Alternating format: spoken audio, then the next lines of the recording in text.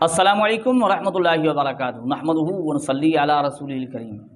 سامعین و ناظرین، اگر بہت بڑے مفتی ہوں اور ان کا آپس میں اختلاف ہو جائے تو عوام بڑی پریشان ہوتی ہے کہ بھئی یہ مفتی ان کا اختلاف ہو گیا، ہم صحیح کس کو مانیں، بات کس کی مانیں، کون صحیح ہے کون غلط ہے۔ عوام الناس کے لیے یہ فیصلہ کرنا بڑا مشکل ہو جاتا ہے۔ اسی بات کی طرف ایک صاحب نے توجہ دلائی ہے کہ بھئی آپ اوروں کا اختلاف بتاتے ہیں، آپ کا علماء دیوبند کا، ان کے مفتیان کرام کا آپس میں بڑا اختلاف ہے، جس میں مفتی تقی عثمانی صاحب جیسے ہوں اور مولانا منظور احمد مینگل صاحب جیسے ہوں۔ اس بھائی نے کہا کہ میں نے خود مولانا منظور احمد مینگل صاحب کو دیکھا ہے اس طرح کرتے ہوئے، تو انہوں نے اس طرح توجہ دلائی، تو میں نے سوچا کہ اس پر بھی ایک ویڈیو بننی چاہیے اور بات سامنے آنی چاہیے۔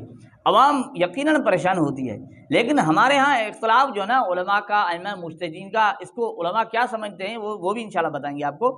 لیکن دیکھیں یہاں اختلاف کس سلسلے میں، فرض نماز کے بعد دعا کرنے میں۔ بڑے بڑے مفتی ہیں فرض نماز کے بعد دعا کرنے میں، اور مفتی تقی عثمانی صاحب کیا کہتے ہیں اس سلسلے میں، ہم سن لیں گے مفتی تقی عثمانی صاحب کیا کہتے ہیں۔ نمازوں کے بعد بھی ہاتھ اٹھانے کا مسئلہ سمجھ لیجیے، اس بارے میں بھی مختلف قسم کی غلط فہمیاں پائی جاتی ہیں۔ بعض لوگ یہ سمجھتے ہیں کہ نماز کے بعد ہاتھ اٹھا کر دعا کرنا ثابت نہیں رسول کریم صلی اللہ علیہ وسلم سے، تو یہ بات صحیح نہیں۔ رسول اقدس صلی اللہ علیہ وسلم سے نماز فرض کے بعد ہاتھ اٹھا کر دعا کرنا ثابت ہے، اور حضرت صلی اللہ علیہ وسلم نے اس کی فضیلت بھی بیان فرمائی، اور یہ بھی بیان فرمایا ہے کہ نماز فرض کے بعد جو دعا مانگی جاتی ہے وہ دعا کی قبولیت کا خاص وقت ہوتا ہے۔ ناظرین کا مفتی تقی عثمانی صاحب کہتے ہیں نا کہ بھائی بعض لوگ یہ سمجھتے ہیں کہ یہ فرض نماز کے بعد دعا کرنا یہ ثابت نہیں ہے، ہاتھ اٹھا کر دعا کرنا، کہتے ہیں کہ یہ صحیح بات نہیں ہے۔ فرض نماز کے بعد حضور اکرم صلی اللہ علیہ وسلم سے نماز فرض کے بعد ہاتھ اٹھا کر دعا کرنا ثابت ہے۔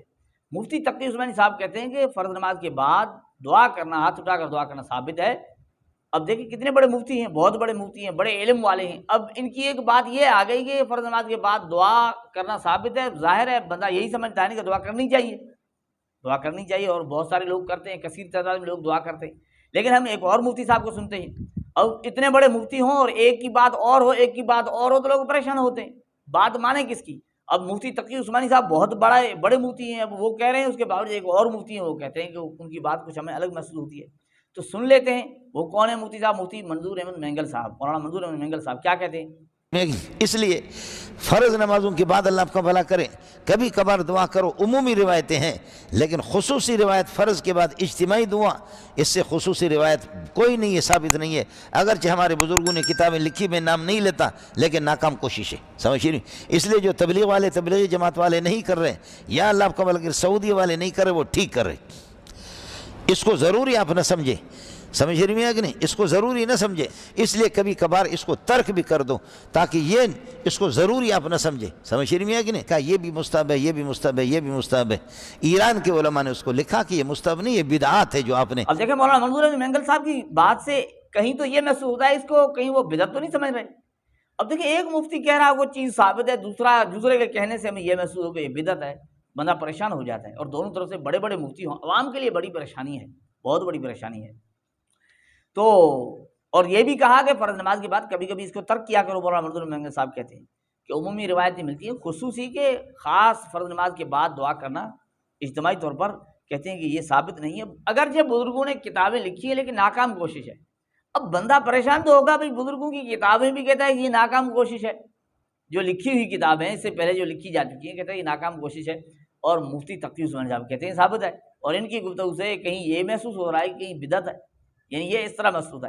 لیکن ایک مفتی صاحب نے بڑے دلائل کے انبار لگا دیے، زبردست دلائل دیے، زبردست۔ ہم آپ کو سناتے ہیں، لیکن اسے سننے کے بعد پریشانی اور بڑھ جاتی ہے۔ آپ کہیں گے کہ بھائی آپ نے مسئلہ تو حل کرنا تھا یا سمجھانا تھا، لیکن آپ اور مسئلے کو گڑبڑ کر رہے ہیں، پریشانی میں ڈال رہے ہیں۔ انشاءاللہ پریشانی بھی ختم ہو جائے گی اللہ نے چاہا، لیکن ہم سن لیتے ہیں، دلائل سن لیتے ہیں، اور دلائل سننے کے بعد وقتی طور پر پریشانی بھی ہوگی۔ سن لیں کون مفتی ہیں اور کیا دلائل دے رہے ہیں۔ فرض نماز کے بعد اگر اس مولوی صاحب کو دعا کا ثبوت رسول اقدس صلی اللہ علیہ وسلم کی ذات سے نہیں ملا تو مولوی صاحب کا اپنا معاملہ ہے، اس میں مسئلہ تو خراب نہیں ہو سکتا بھائی۔ مسئلہ تو یہی ہے کہ مستحب ہے نماز کے بعد اجتماعی دعا، اللہ کے رسول صلی اللہ علیہ وسلم ثابت ہے، احادیث پاک میں موجود ہے، قرآن کریم کی تفسیروں میں موجود ہے، کتب میں موجود ہے۔ یہ تفسیر ابن کثیر ہے، تفسیر ابن کثیر کی یہ اردو ترجمے میں اگر آپ نے دیکھنا ہو تو بہت آسانی سے آپ کو مل جائے گا۔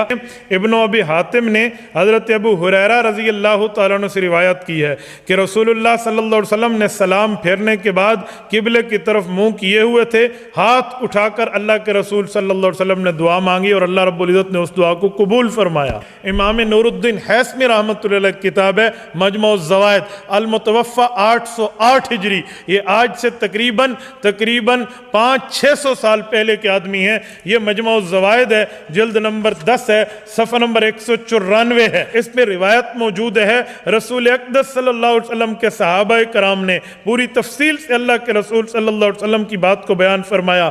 رسول اقدس صلی اللہ علیہ وسلم فرماتے ہیں اگر مجمع جمع ہو، ایک بندہ دعا کرے، باقی آمین کہیں، تو اللہ رب العزت اس کی دعا کو قبول فرمائیں گے۔ یہ کنز الامال کی دوسری جلد ہے، امام علاؤ الدین متقی رحمۃ اللہ علیہ کی کنز الامال موجود ہے۔ یہ کنز الامال فی سنن الاقوال والافعال، اس کی جلد نمبر 2 کے صفحہ 60 پہ انہوں نے اسی حوالے سے تفصیل دی ہے اور پوری احادیث پاک کے حوالے سے اس کو باقاعدہ نوٹ فرماتے ہوئے یہ روایت لائے ہیں۔ سیدنا انس بن مالک رضی اللہ تعالیٰ عنہ سے مروی ہے کہ رسول اقدس صلی اللہ علیہ وآلہ وسلم کا فرمان عالی شان وہ لاتے ہوئے کہتے ہیں ما من عبد مؤمن آدمی یبسط کفیہ فی دبر کل صلاۃ، جب مسلمان آدمی فرض نماز کے بعد اپنے ہاتھوں کو رب العزت کے سامنے پھیلاتا ہے اور اللہ سے مانگتا ہے، اللہ رب العزت اس کی دعا کو قبول فرماتے ہیں۔ تو ناظرین کرام، یہ مفتی عبدالواحد قریشی صاحب نے جنہوں نے دلائل دیے ہیں کہ فرض نماز کے بعد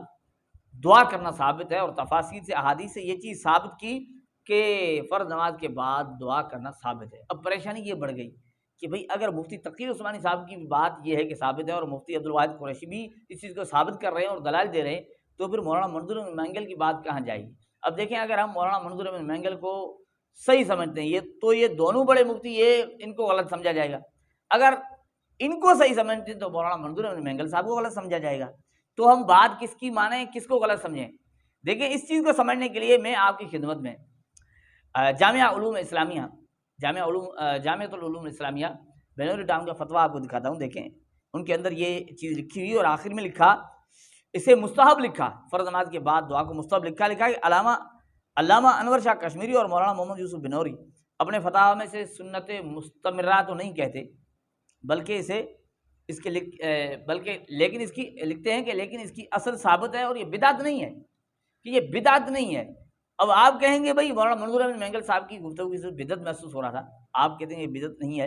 دیکھیں، یہاں انہوں نے مستحب لکھا ہے کہ یہ مستحب ہے، اور مفتی عبدالواحد قریشی صاحب نے بھی مستحب کہا ہے کہ یہ مستحب ہے، اور مولانا منظور احمد مینگل صاحب کی گفتگو اگر آپ دیکھیں گے تو بات سمجھ میں آ جائے گی۔ وہ کہہ رہے ہیں کبھی کبھار اسے ترک کیا کرو، اسے لازمی نہ سمجھو۔ اب دیکھیں، اگر مولانا منظور احمد مینگل صاحب اسے بدعت سمجھتے، فرض نماز کے بعد دعا کرنے کو بدعت سمجھتے، تو کبھی کبھار کرو اور ترک کرو، یعنی کبھی کبھار کرو نا، کبھی کبھار ترک کرو، تو اسے اجازت کیوں دیتے کرو؟ بدعت کو کوئی کہتا ہے کہ بھئی یہ چیز بدعت ہے، آپ کبھی کبھی کیا کرو، اس طرح نہیں ہوتا نا۔ اس سے یہ چیز معلوم ہوتی ہے کہ مولانا منظور احمد مینگل صاحب اسے بدعت نہیں سمجھتے، بلکہ کبھی کبھار کرو یہ بھی چیز بتا رہی ہے کہ مولانا منظور احمد مینگل صاحب اسے مستحب سمجھتے ہیں، ضروری نہ سمجھیں یہ کہتے ہیں۔ تو علماء تو اسے ضروری نہیں سمجھتے، علماء تو کہتے ہیں یہ چیز ضروری نہیں، اگر کوئی نہیں کرتا تو ہمیں اس پر طعن و تشنیع نہیں کرنی چاہیے، اسے برا بھلا نہیں کہنا چاہیے، کر لیتا تو ٹھیک ہے کر لیتا۔ تو یہی طریقہ کار چل رہا ہوتا ہے۔ رہی بات اختلاف کی، تو علماء اہل سنت کے نزدیک اختلاف، دیکھیں ائمہ مجتہدین کے اندر اختلاف ہے، علماء سے یعنی ائمہ مجتہدین کو حق پر سمجھتے ہیں باوجود اختلاف کے، کہ بھائی اگر ان کے فتویٰ میں، ان کے مسئلے میں اگر خطا بھی ہے تو پھر بھی اسے اجر ملے گا۔ تو بات تو آسان ہے کہ ہم تو علماء اہل علم کا اختلاف کے باوجود بھی اسے درست مانتے ہیں۔ مسئلہ تو غیر مقلدین کے لیے، وہ تو کہتے ہیں بھئی ہمارا مشرق و مغرب میں کہیں اختلاف ہے ہی نہیں، لیکن اختلاف کثیر تعداد میں پایا جاتا ہے، اور وہ کہتے ہیں کہ بھئی اختلاف سے بچنے کے لیے ہمارے پاس آؤ، اور جو جاتے ہیں پھر وہ فرقے بن جاتے ہیں۔ تو وہاں تو مسئلہ ہے۔ ناظرین، یہاں مسئلہ جو دعا کا تھا وہ آسان مسئلہ یہ ہے کہ یہ دعا کرنا مستحب ہے، آپ کر لیں۔ تو علماء نے اس کے ثبوت دیے ہیں کہ ثابت ہے، آپ کر سکتے ہیں، ثابت ہے یہ چیز، آپ کر سکتے ہیں دعا۔ اب کبھی کبھار ترک کریں، یہ مولانا منظور احمد مینگل صاحب کہتے ہیں کہ یہ اس لیے کہ اسے ضروری نہ سمجھا جائے کہ بھئی بالکل ہی ضروری ہے، جو چھوڑتا ہے اس پر طعن و تشنیع کی جاتی ہے، تو اس طرح محسوس نہ ہو۔ بات آسان ہے، اللہ جل جلالہ ہمیں سمجھنے اور عمل کرنے کی توفیق